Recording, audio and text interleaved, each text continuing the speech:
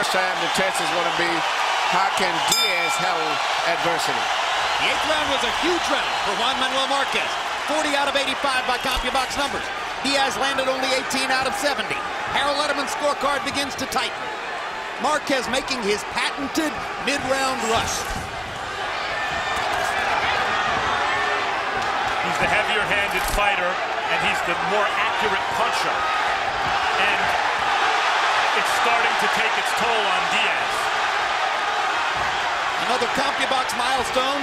Marquez has now landed more punches in the fight than he's ever landed in a fight counted by CompuBox. I got a feeling they're going to smash every possible CompuBox record for these two fighters tonight. While they smash each other's faces. Exactly. What an amazing adjustment Marquez made, Emmanuel, in about the third or fourth round to find that uppercut and start to hammer away at it with 2 and 3 uppercuts at a time. Very smart fighter. Great adjustments. And I thought this time he would be watching, but as he's turning around, he's back in the fight, and Diaz is starting to grab right now. See him a little bit. You know, center wrestling, when Diaz had his first professional fight, he was in Mexico. He met Marquez, and they became friends for that night. And Marquez said he never would dream at that time, especially being that he was only 16, that he would end up fighting with Diaz. He said he was such a nice kid, so warm, so personable. They're taunting each other in the ring. Great left hook by Diaz. He's trying to turn the tide through the sheer force of will. In between all of this, the referee still is not to have a big one pitch, which means if anyone gets seriously hurt in this fight, they're probably going to get stopped. All credit to the referee. Because they don't know if he the stops it, it'll be the first thing he's done in the fight. Though Marquez is the much more experienced, in fact, it's Diaz who's had more experience fighting at this pace over the course of the fight. And he's 10 years younger. And he's fighting in his hometown. And he's supposedly the stronger man. And he's hurt. A huge uppercut. Down goes Diaz. Well, it's all because he doesn't know how to clinch. Can he make it out of the ring?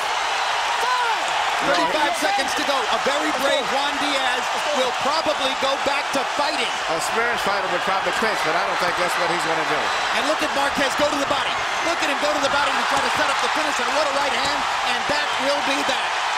What you just saw was a really good young fighter knocked out by a great old fighter. Absolutely. And you're pound for pound number 1. Maybe. Just might be. No, that's what you said, and you have good grounds to say that. Well, let me say this.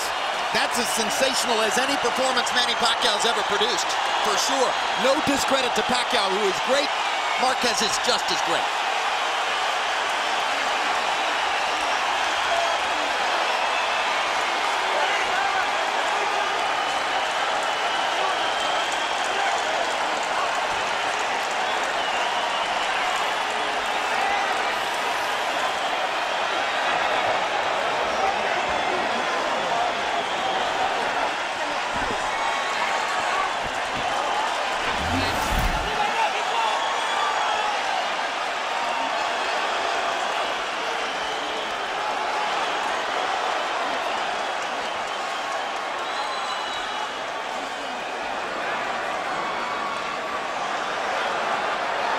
That was the first knockdown. Okay. Here's another look at the first knockdown, Emmanuel.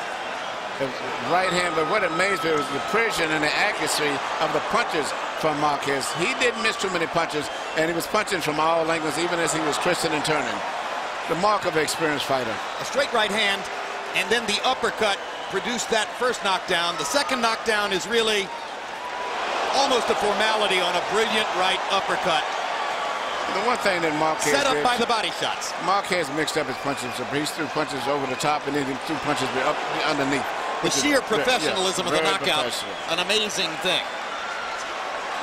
And if ever you wanted an example of how to finish by going to the body first and setting it up upstairs, that was it. Textbook stuff. Well, he was a favorite going into the fight, and he proved it, to say the experts right.